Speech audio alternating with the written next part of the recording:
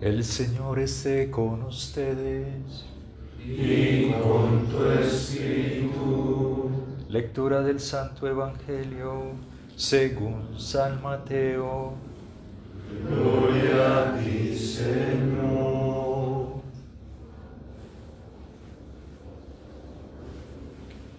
En aquel tiempo Jesús dijo a los sumos sacerdotes y a los ancianos del pueblo esta parábola. Había una vez un propietario que plantó un viñedo, lo rodeó con una cerca, cavó un lagar en él, construyó una torre para el vigilante y luego lo alquiló a unos viñadores y se fue de viaje. Llegado el tiempo de la vendimia, envió a sus criados para pedir su parte de los frutos a los viñadores. Pero estos se apoderaron de los criados, golpearon a uno, mataron a otro y a otro más lo apedrearon. Envió de nuevo a otros criados, el mayor número que los primeros, y los trataron del mismo modo. Por último les mandó a su propio hijo, pensando, a mi hijo lo respetarán. Pero cuando los viñadores lo vieron, se dijeron unos a otros, este es el heredero. Vamos a matarlo y nos quedaremos con su herencia. Le echaron mano, lo sacaron del viñedo y lo mataron.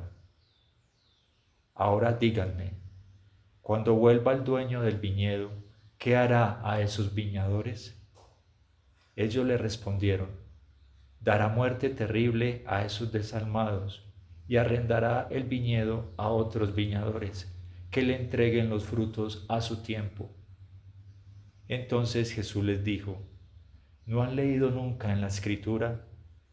La piedra que desecharon los constructores es ahora la piedra angular. Esto es obra del Señor y es un prodigio admirable. Por esta razón les digo que les será quitado a ustedes el reino de los cielos y se les dará un pueblo que produzca sus frutos. Al oír estas palabras, los sumos sacerdotes y los fariseos comprendieron que Jesús les decía por ellos y quisieron aprehenderlo, pero tuvieron miedo a la multitud, pues era tenido por un profeta. Palabra del Señor. Gloria a ti, Señor Jesús.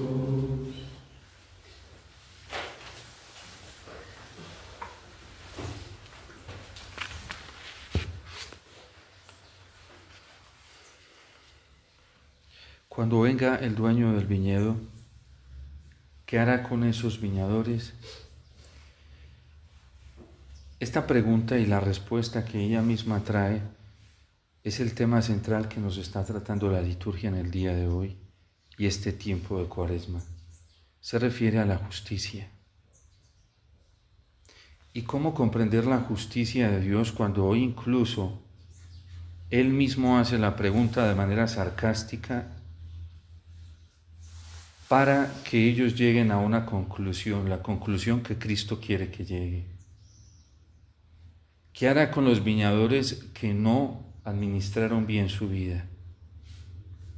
Que no hicieron buen uso de la libertad que Dios les dio para administrar los bienes, las cualidades y los dones que Él le confió.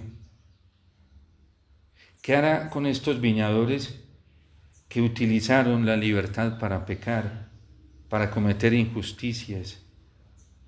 Cuando viene y quiere percibir los frutos de santidad, de conversión total a Dios, en pocas palabras, de una obediencia absoluta a Dios. Porque dice que cavó una viña y la rodeó, es decir, capacitó esa viña con todas las potencias y las capacidades suficientes para que produciera buen vino. Antes de la Cuaresma nos había dicho el libro del Eclesiástico que cuando Dios creó al hombre lo capacitó con todas las facultades suficientes para que el hombre le obedeciese a Él. El libro del Génesis también nos dijo que creó el hombre a imagen y que lo creó a semejanza. El Catecismo en ese sustento antropológico que trae al inicio, igual que la Gaudium et Spes, cuando habla de la constitución del hombre con conciencia, libertad, con una dignidad tan alta, nos dice que todo ser humano está capacitado para obedecer la voluntad de Dios. No solamente para encontrarla, también para obedecerla. Cuando Él viene a percibir frutos de obediencia, de santidad, de coherencia de vida, y no los encuentra, ¿será injusto o será demasiado severo o inmisericordioso cuando pregunta qué hay que hacer con esos viñadores que no están correspondiendo de acuerdo a las capacidades que se les dio para vivir una vida en justicia y en santidad? Y dice que les va a quitar el reino. ¿Cómo leemos nosotros esta parábola?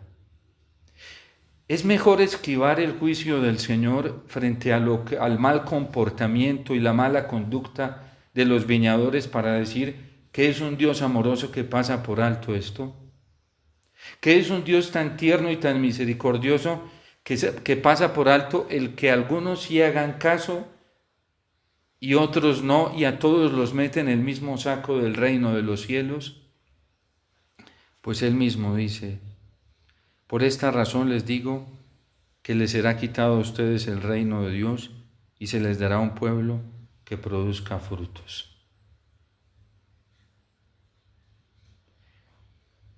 ¿Cómo leemos o acogemos nosotros esta sentencia del Señor? ¿Habrá necesidad de buscar más interpretaciones y decir lo que Dios está queriendo decir no es eso?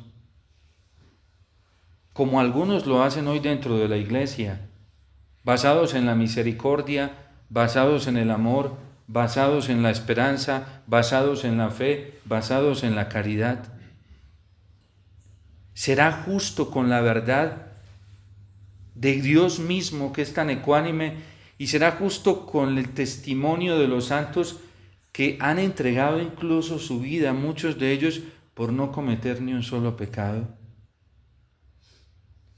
¿Qué hacemos nosotros frente al mandato del Señor de la pureza, por ejemplo, afectiva y sexual, cuando vemos el testimonio de una niña, Santa María Goretti, que antes de concebir un pensamiento impuro en su interior, prefirió morir? Es ponernos de cara a la justicia. Por eso dice el Papa Benedicto XVI en la encíclica Spes Salvi que él está seguro de que la justicia es el argumento esencial, o por lo menos, si no es el más esencial, el más fuerte frente a la vida eterna. De nada nos sirven las alabanzas humanas si no estamos viviendo una vida coherente. De nada nos sirven los aplausos y las aceptaciones de la mayoría si no estamos siendo consecuentes con lo que quiere el viñador de nosotros. Quiere una vida recta de corazón, quiere una vida limpia, y si la pide limpia y la pide recta y la pide pura, es porque Él nos capacitó para eso. Él no está siendo injusto. Por lo tanto, ningún ser humano ante Dios puede justificarse de no vivir una vida obediente a su voluntad. Ninguno. Así sea ateo, así nunca le hayan predicado el Evangelio, así nunca lo hayan llevado a un retiro espiritual, así nunca lo hayan llevado a un grupo de oración, así nunca alguien le haya hablado de Dios, porque dice la Gaudium et Spes que todos tenemos la dignidad de la conciencia y que el ser humano en esa conciencia puede descubrir fácilmente la voluntad de Dios. Por eso algunos tratan de interpretar el concilio de otra manera, porque es muy radical. Cuando habla de la dignidad, de la libertad del hombre, dice la Gaudium et Spes, a todos vamos a comparecer ante la justicia divina. Y allá verdaderamente va a aparecer lo que hicimos, nuestras obras. Esta Cuaresma nos quiere detener en ese ámbito de la justicia. Y ya nos dimos cuenta con el evangelio del pobre Lázaro y el rico Epulón que sí existe la justicia. Y que cuando los dos murieron, el que estaba tan feliz obteniendo los honores, los aplausos, las felicitaciones y la aceptación de los hombres, resultó yéndose a un destino de tormento tan angustioso que le dice al padre Abraham que por lo menos le permita a Lázaro mojar la punta del dedo de Lázaro en agua para que moje la punta de su lengua, pero más dura la sentencia de Abraham. O no la sentencia, la verdad. Entre ustedes y nosotros hay un gran abismo, que aunque nosotros quisiésemos pasar allá, no podemos. O ustedes venir acá, no pueden. Es la realidad de la justicia. Aunque el amor quiere, la justicia no lo permite. Estamos viviendo una vida cristiana dentro de la iglesia en donde en su mayoría se ha renunciado al argumento de la justicia. Y eso es muy grave, porque eso le hace un daño grandísimo a la conciencia. Por eso hay conciencias laxas. Por eso hay conciencias que no le prestan atención al mal. Eso Dios lo tolera todo. Un mal menor se puede cometer, no hay problema. Eso no hay problema si peco. Al fin de cuentas Dios lo que quiere sacar es la humildad y pequemos. Esos son los argumentos del relativismo de un amor sin justicia.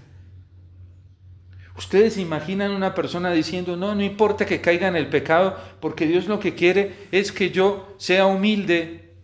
¿Qué va a hacer de esa conciencia? Una esclavitud de pecado y va a seguir cayendo en el pecado porque todo está bien. Es voluntad de Dios.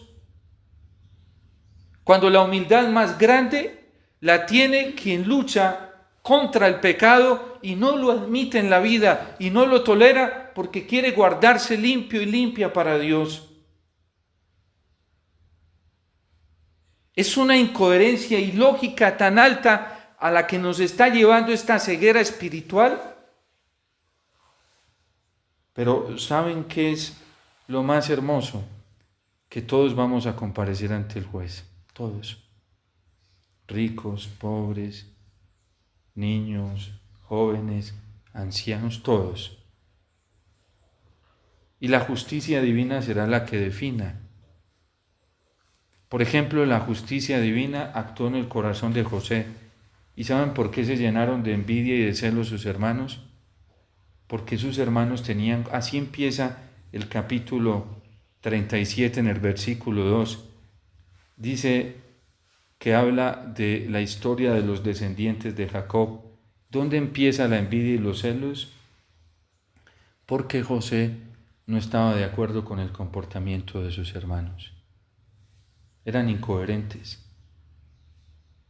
Y no fue solamente eso, tuvo la valentía de ir a denunciarlos ante su padre. Y así dice el versículo 2, José tenía 17 años y pastoreaba el ganado con sus hermanos. Hacían el mismo trabajo. Como era un muchacho, acompañaba a los hijos de Bilhá y Zilpá, mujeres de su padre, e informó a su padre de la mala fama de aquellos. Ahí empieza la rivalidad de ellos con él.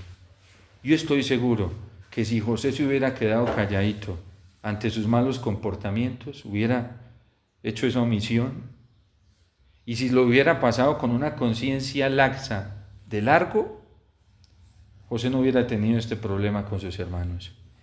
Hay de los que tapan.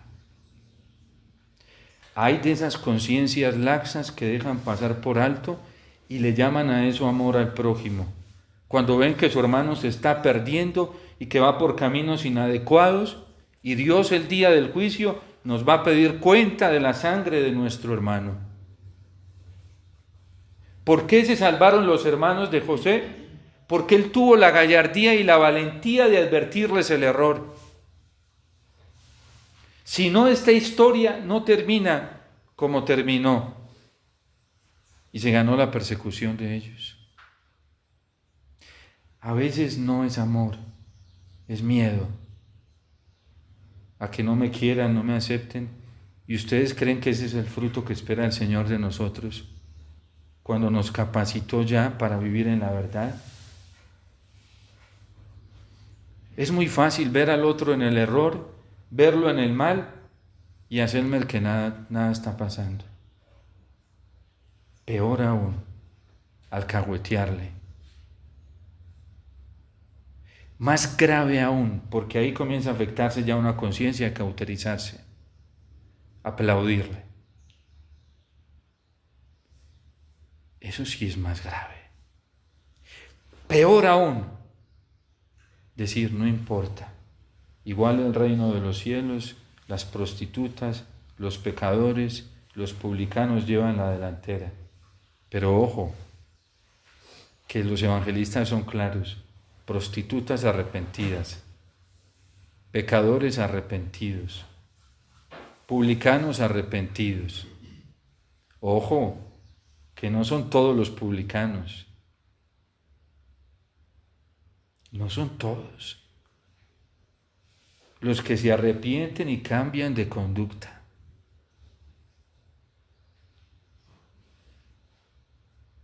Porque es que no es la pena la que hace al mártir.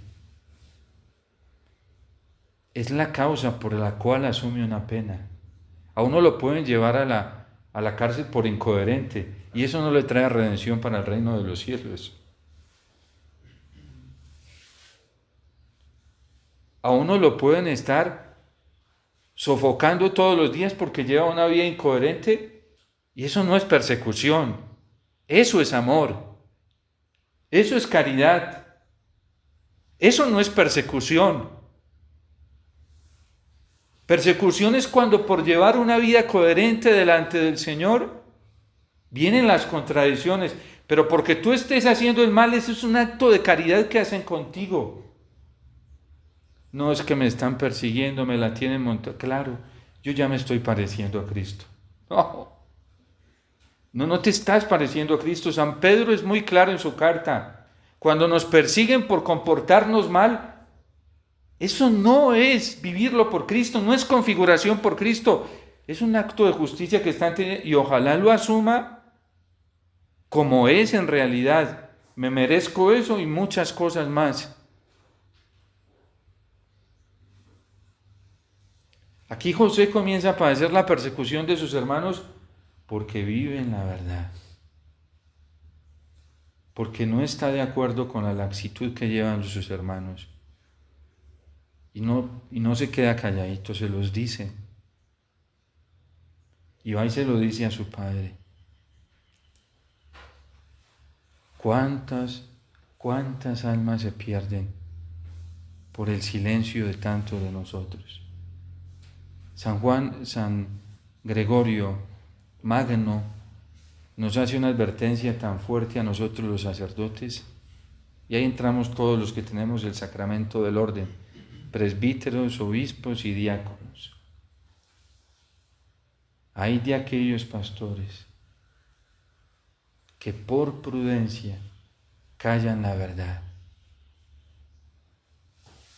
Hay de aquellos que por prudencia no advierten del peligro en el que están las ovejas. Y todos somos, en la iglesia hay algo muy bonito, la vida cristiana, y es que todos somos responsables de todo. Por eso decimos creo en la comunión de los santos, porque el destino del otro es responsabilidad mía.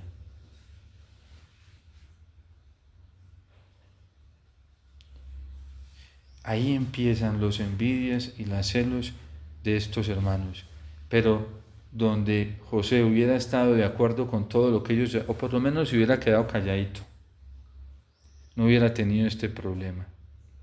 Y por eso Dios lo bendice, porque Él está siendo perseguido por la justicia, no por la incoherencia.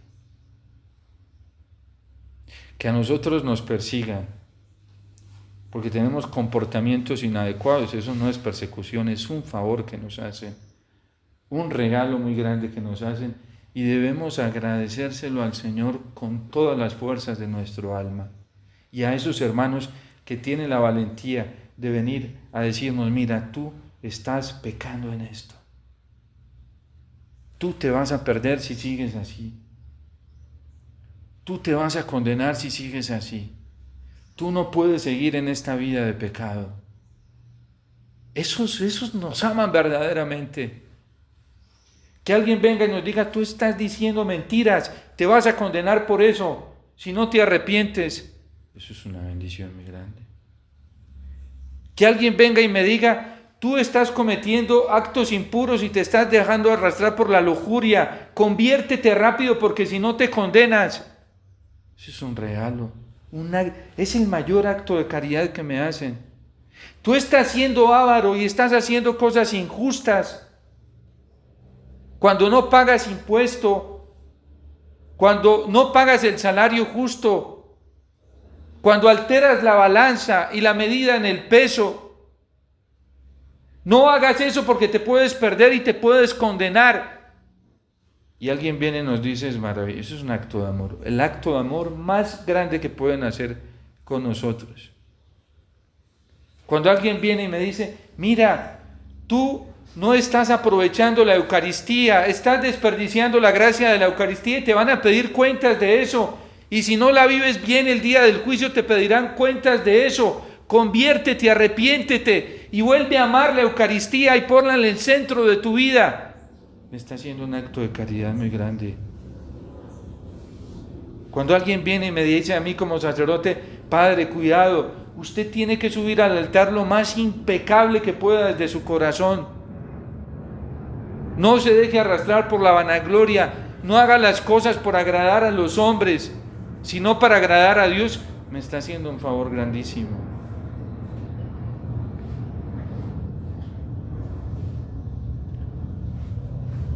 Por eso, hoy es claro el Evangelio, no trastoquemos el Evangelio.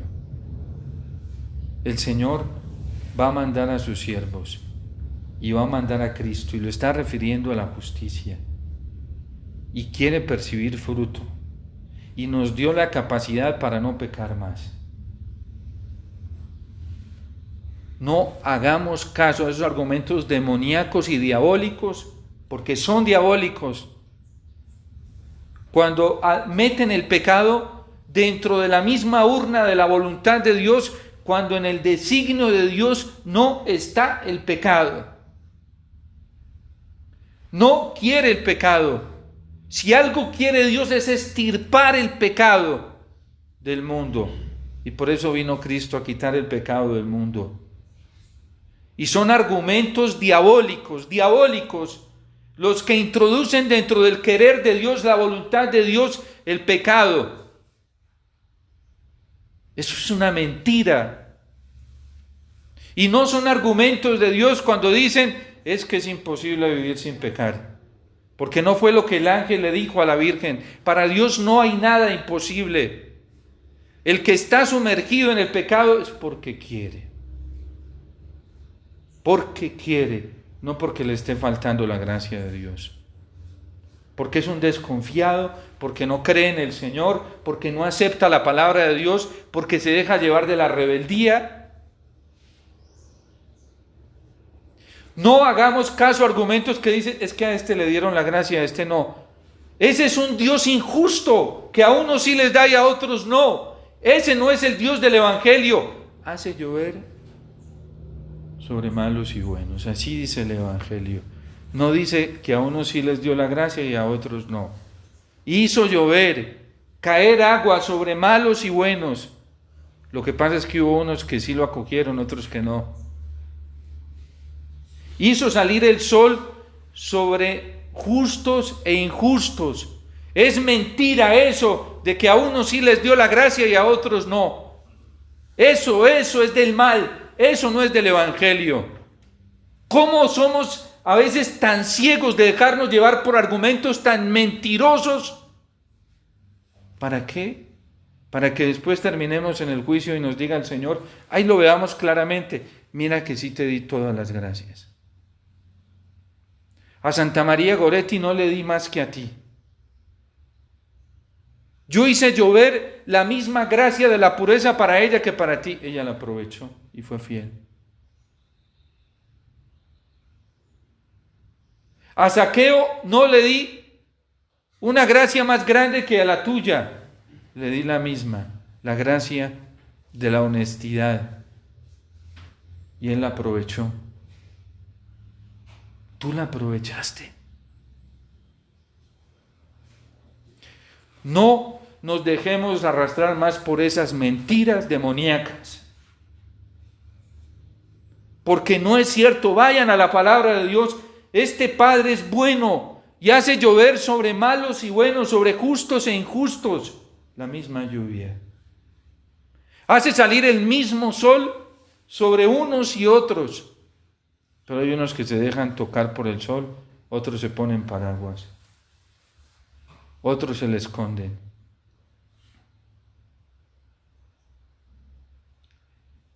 Yo nunca he visto surgir con tanta fuerza y vehemencia el error dentro de la teología como en estos tiempos.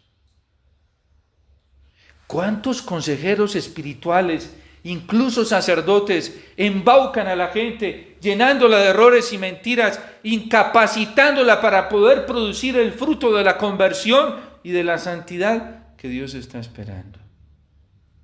¿Cuántas predicaciones y homilías así? Y lo más grave, ¿cuántos aplausos y aceptaciones de quienes quieren vivir en el error? ¿Saben cuál es la esperanza nuestra? Que ustedes y yo el Padre Omar, voy a comparecer ante el juicio del Señor. Y todos los días con conciencia le digo al Señor, ven pronto. Y le decimos en la Eucaristía, ven rápido. Yo no tengo miedo de comparecer ante la justicia del Señor. No podemos tener miedo de comparecer ante su justicia. ¿Por qué? Si estamos buscando su voluntad, si estamos buscando obedecerle en todo a Él, si estamos dispuestos a hacer lo que sea por cumplir sus mandamientos en medio de nuestra pobreza y debilidad, si venimos a buscar todos los días esta gracia y creemos que ella nos es suficiente para no caer más, ¿por qué tener miedo al día del juicio? ¿Por qué si sabemos y tenemos la certeza de que la Eucaristía es la prenda, el viático para poder presentarnos a Él? No con las manos vacías, sino decirle, Señor, yo de mi parte no traigo nada, te traigo a ti mismo y por eso vine todos los días en la Eucaristía a buscarte. ¿Cuál pan me traigo en mis manos? Traigo el mismo que tú me diste, aquí está.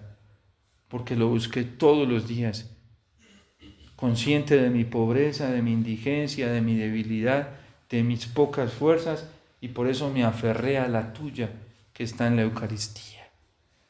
Y no busqué otra fuerza, no busqué otro estímulo más que el de tu palabra.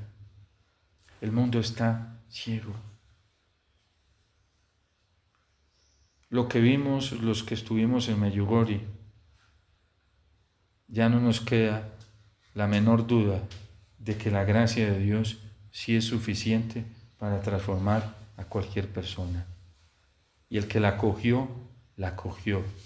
El que no, y a todos nos va a decir el Señor, mira, yo te di evidencias. Los que estuvimos donde el Padre Pío, mira, ahí te di la evidencia de cómo sí se puede ser fiel. Donde San Francisco de Asís, aquí está la evidencia. Se puede ser fiel. Donde Carlos Acuti, aquí está la evidencia. ¿Ustedes creen que él llegó a los honores del altar pecando? Beato Carlos Acuti, si fuera así no lo hubiera canonizado la Iglesia.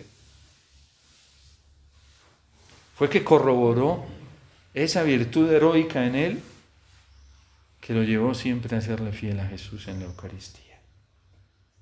Si no, la Iglesia no lo canoniza, no podría ser un ejemplo para nosotros.